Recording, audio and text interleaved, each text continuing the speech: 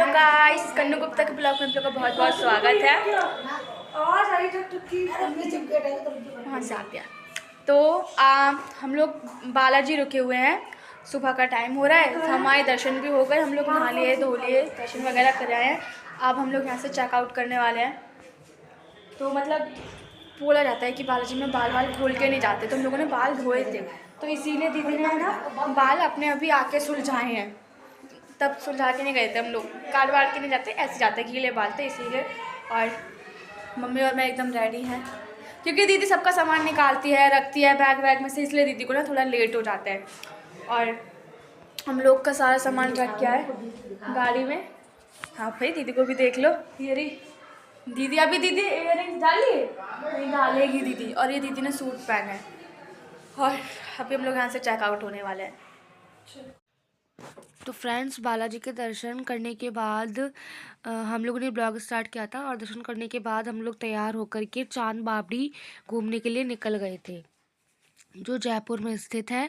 और चांद बावड़ी जाने का रास्ता शॉर्टकट में गए थे हम लोग, ऐसे गली गली होकर के। तो ये सीन देख रहे हैं ना आप लोग, खेत और बहुत छोटे छोटे घर बने हुए थे।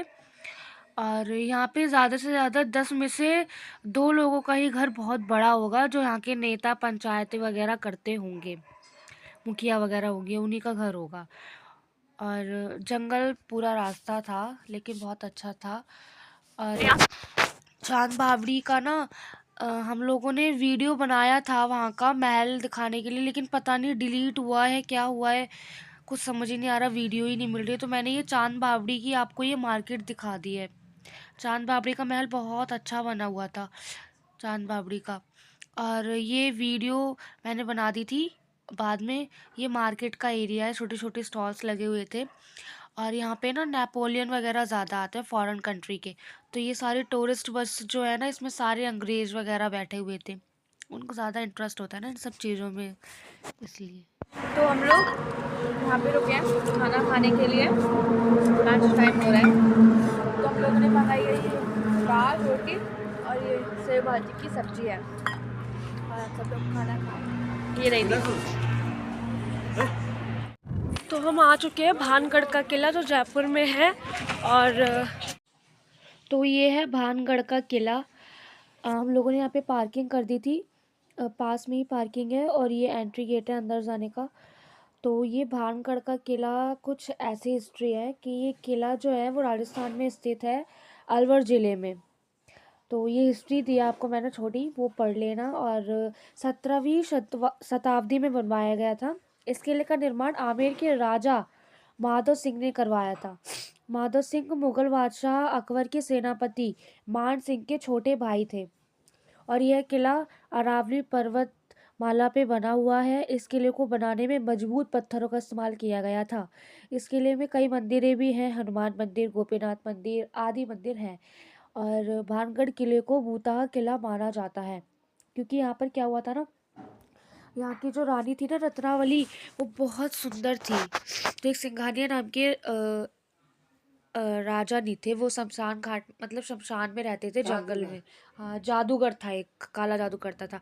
तो उसने जब रत्नावली को देखा ना, तो रत्नावली को देख के वो पागल हो गया। उसने बोला मुझे इसको पाना है। तो वो जादू करता था, तो फिर उसने तेल में जादू किया और अपनी दासी के हाथ रत्नावली को भिजवा दिया, ताकि वो लगाए और वो मेरे पास खिंची चली आए। लेकिन रत्नावली को इतनी छोटी मोटी विद्या थी, वो समझ गई थी कि इसमें ज़रूर कुछ जादू किया हुआ है। उसने वो जो तेल था उसने पत्थर पे फेंक दिया, और पत्थर दौड़ा दौड़ा दौड़ा दौड़ा और लुढ़कता फुढ़कता उसी जादूगर के ऊपर गिर गया जाके। तभी उस जादूगर ने श्राप दे दिया कि ये महल, ये मतलब जो भानगढ़ है वो तबाह हो जाए, और जो रानी है वो भी मर जाए। तो वो भी मर गई, और उसकी आत्मा अभी भी इस महल में भटकती है। और यहाँ पे है ना, मार्केटें लगती थी यहाँ पे पहले, बाजार छोटे मोटे। तो ये पूरा जो एंट्री गेट से दिखा रही हूँ ना मैं, पूरा एंट्री गेट से लेके अंदर तक यहाँ पे बाजार लगती थी, भानगढ़ के लोग रहते थे, और राजा रानी के महल अंदर बने हुए हैं। और यहाँ पे देखो छोटे छोटे ये टूट गए हैं ये सारे, यहाँ पे सारे मार्केट और ये घर वगैरह थे लोगों के। ये जीना दिख रहा होगा, टूट गया। ये बहुत पुराना है ना, 17वीं शताब्दी में बना था ये। और हाँ वहाँ के बता रहे थे ऐसी ऐसी बात, लेकिन यहाँ पे रात को जाया नहीं जाता, रात को जो जाता है वो वापस नहीं आता। यहाँ पे आज भी आत्माएं भटकती हैं भानगढ़ की। और एक और कहानी है इसकी, एक साधु बाबा थे, उसका भी श्राप लग गया था, ऐसे है। तो आप भानगढ़ का एक बार हिस्ट्री निकाल लेना, यूट्यूब पर देख लेना, बहुत इंटरेस्टिंग स्टोरी है ये। तो ऐसे छोटे छोटे से घर बने हुए थे, क्योंकि यहाँ पे लोग रहते थे ना, इसीलिए। यहाँ पर भी फॉरेन कंट्री के लोग आए हुए थे, और उस दिन 26 जनवरी था, तो कॉलेज स्कूल इन सब के बच्चे आए हुए थे, कॉलेज के स्कूल के। अच्छा था, लेकिन बस घूमते घूमते पैर थक गए। और थोड़ा अंदर जा कर के हमने ये पेड़ देखा ना बरगद का, पूरा घना हुआ पेड़ था, तो पापा को थोड़ा डाउट हुआ कि वहाँ पे कुछ है ब्लैक ब्लैक सा। ये देखो, मुझे भी लग रहा था, मुझे लगा कोई भूत वगैरह बैठा हुआ है, लेकिन यहाँ पे लंगूर बैठे हुए थे, लंगूर बहुत सारे थे। पापा को डाउट हो रहा था कि ये है तो है क्या, वो देखो पापा देख भी रहे हैं। फिर मैंने बताया कि अरे तो लंगूर है। डर गए थे हम लोग देख के बरगद के पेड़ पे, दिन में भी भूत दिखने लग गया हो। सब लोग भागे जाते चिल्लाते तो भूत भूत करके। और ये है मेन गेट, जो रानी का दरबार शुरू होता है, सामने दिख रहा है ना आपको। और बहुत बड़ा गेट है यहाँ पर, और वो ऊपर मंदिर बना हुआ है। ये रानी का मेन दरवाज़ा है, जो अंदर से यहाँ से महल शुरू होता है रानी का। तो देखो कितनी खुली जगह में उनका महल बना हुआ था, वो सामने दिख रहा है आपको, वो है उनका असली महल। ये मंदिर है, वो यहाँ पे पूजा करने आती थी डेली, जो रत्नावली थी।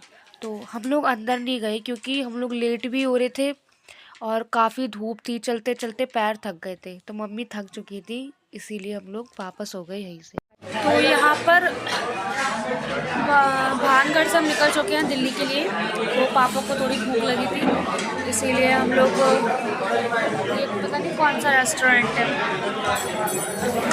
हाँ हल्दीराम का रेस्टोरेंट है। तो अभी पापा ने बस खस्ता कचौड़ी और चाय ऑर्डर करी है बस।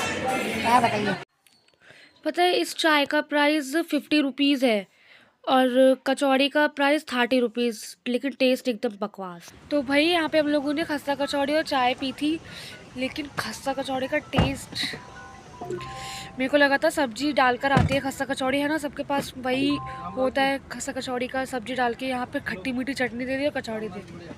बकवास, खाली नाम ही ऊंचा है, वही वाला हिसाब है। हमारे गांव में कहावत कहते हैं ना, ऊंची दुकान फीके पकवान, वही वाला है। मुझे तो बेकार लगा एकदम। हम लोग आ चुके हैं घर पे, और अभी 7 बज रहे हैं शाम के। तो कल मंडे है, कल हम लोगों को स्कूल जाना है, इसीलिए बहुत सारे कपड़े हो जाते हैं फिर मम्मी को, इसलिए हमने आकर के मशीन लगा दी, मशीन में कपड़े धुल भी रहे, ये देखो, है ना। और मम्मी कढ़ी बना रही हैं। पापा ने बोला था कि बाहर का खाना खा खा के बहुत बोर हो गया, इसलिए अब घर का ही बना दो, तो मम्मी बना रही कढ़ी, चावल बन रहे हैं। तो बस अब खाना बन जाएगा, कपड़े भी धुल जाएंगे, कल कोई काम ही नहीं रहेगा, हम लोगों को स्कूल जाना है। तो कैसा लगा आज का हमारा ब्लॉग? अच्छा लगे तो उसे लाइक कमेंट एंड सब्सक्राइब ज़रूर करना। Bye bye.